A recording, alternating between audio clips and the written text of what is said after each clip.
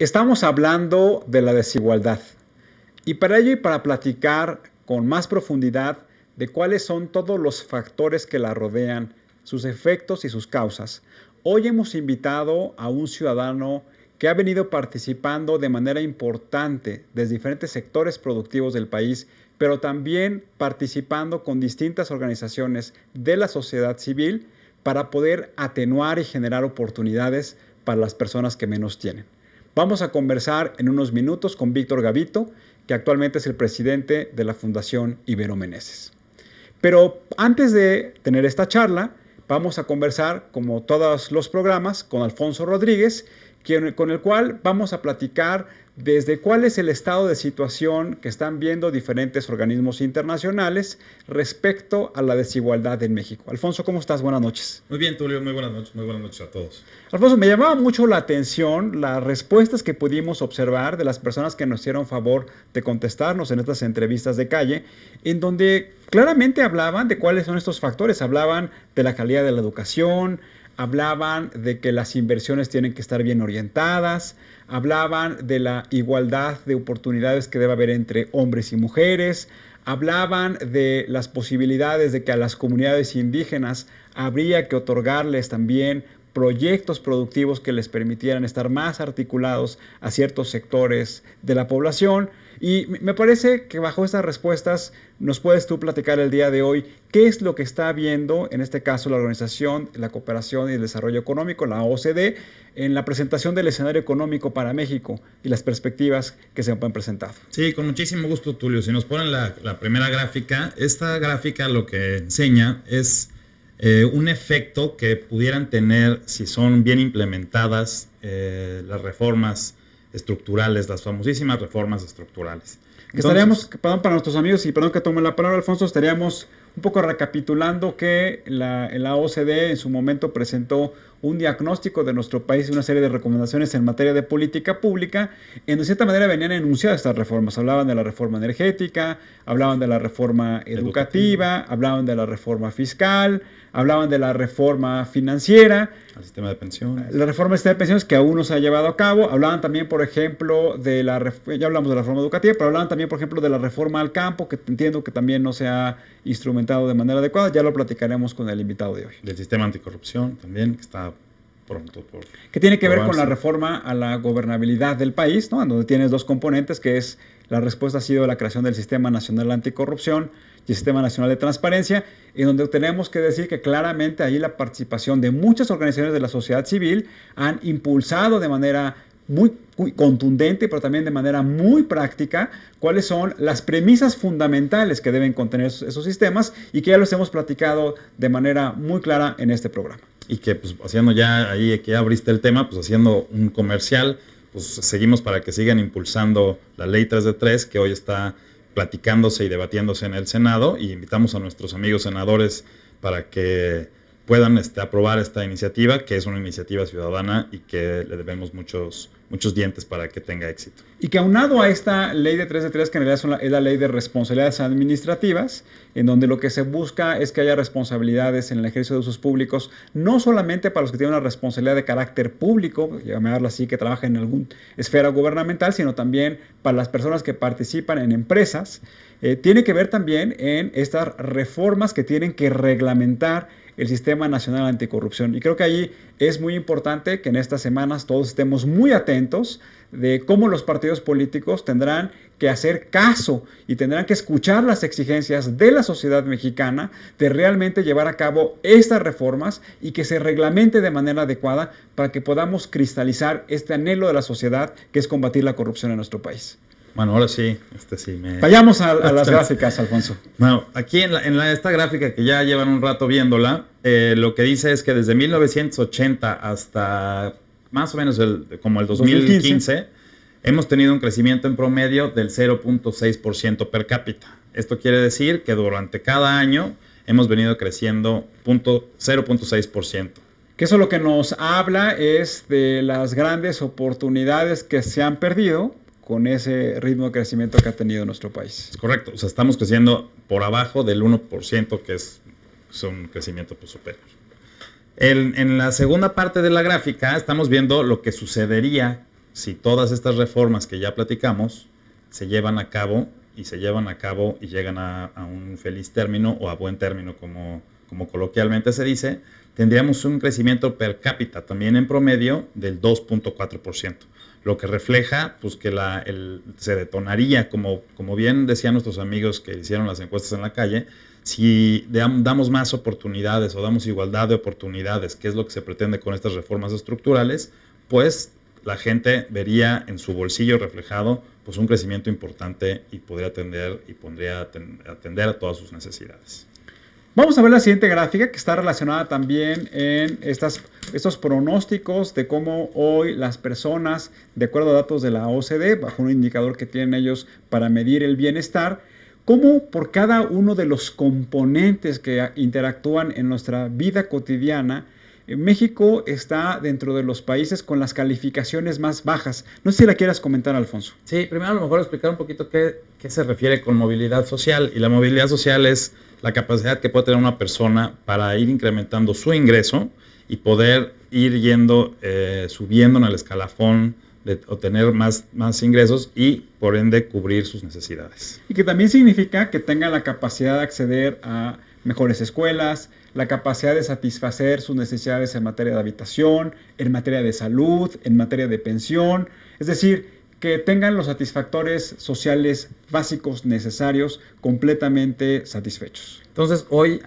más bien ahorita, en esta gráfica, lo que estamos viendo es cuáles son esos temas en los que México pues, está teniendo una calificación deficiente y vemos que es el tema de la educación, y el tema de la educación se refiere a la calidad de la educación, el tema de seguridad, eso todos lo conocemos muy bien, el tema de comunidad, que hace falta que en México los mexicanos hagamos comunidad y tengamos ese afán como de compartir las cosas para que podamos hacer comunidad. La parte de... el balance entre la vida y el trabajo, es decir, que podamos nosotros también dedicarle tiempo a fomentar los valores en nuestras familias. Exactamente. El tema de los ingresos, es un tema que acabamos de platicar en la gráfica anterior. El tema del medio ambiente, que es un tema en el que también pues hoy los ciudadanos de la Ciudad de México, valga la redundancia, tenemos precario, estamos dándonos cuenta de las deficiencias que hay en el medio ambiente y que esto se puede reflejar en otras ciudades grandes o medias del país. El tema de vivienda, y este tema me llama la atención porque en este estudio también viene que México ha crecido en las oportunidades para acceder al mercado financiero. Y el tema de salud. Este es otro tema que tenemos carencia. Perdón, déjame hacer aquí un pequeño paréntesis, Alfonso. Claramente, los elementos que integran una política social que tienen que ver con la educación, con la salud, con la transformación comunitaria, con la vivienda, con la protección del medio ambiente y todo esto en un paraguas que son los ingresos familiares, si nos comparamos con los países de la OCDE, pues claramente estamos en los niveles más bajos de la percepción que tienen los habitantes con la satisfacción de esos servicios. Y eso lo que nos llama y lo que nos demanda, pues que hay una exigencia muy clara de la sociedad mexicana de cómo los gobiernos, pero también el sector privado, tiene que trabajar para modificar esa percepción que hoy tienen con respecto a esos satisfactores. Y hoy aquí, Tulio, en esta gráfica, pues la OCDE está hablando como en términos generales en el país, pero yo creo que sería muy interesante y a ver si lo podemos hacer para otros programas, que pudiéramos hacer por región, porque yo estoy seguro, por ejemplo, hoy estaba escuchando una entrevista de un candidato a una de las gobernaturas que están hoy, que hoy iniciaron las campañas, y que decía que la demanda que más tienen los ciudadanos es en el empleo. Y entonces aquí pareciera que el empleo es una de las necesidades o de los temas de bienestar que están pues más que bien cubiertos, pero sí yo creo que es importante hacer énfasis y aclararles a nuestros amigos que nos están viendo que estos son temas generales y que particularmente en cada uno de los estados, seguramente de las ciudades que nos están viendo, pues tiene algunas diferencias. Vamos a ver la siguiente gráfica, si es tan amable, Alfonso. La siguiente gráfica nos muestra cómo afectaría o cómo beneficiaría más bien las reformas estructurales en términos de incrementar el bienestar y disminuir la desigualdad y la pobreza si las reformas estructurales que ya hemos mencionado se llevan a cabo correctamente. Entonces vemos hoy que sin reforma México está por debajo, muy por debajo de países como Brasil y Chile. Comparándonos con economías de América Latina. Exactamente, estamos por debajo. Estamos muy por debajo de Turquía, que es uno de los países europeos que tiene pues un alto índice de Gini. Y si se llevan a buen término, pues ya llegaríamos a empatarnos a Brasil y a Chile.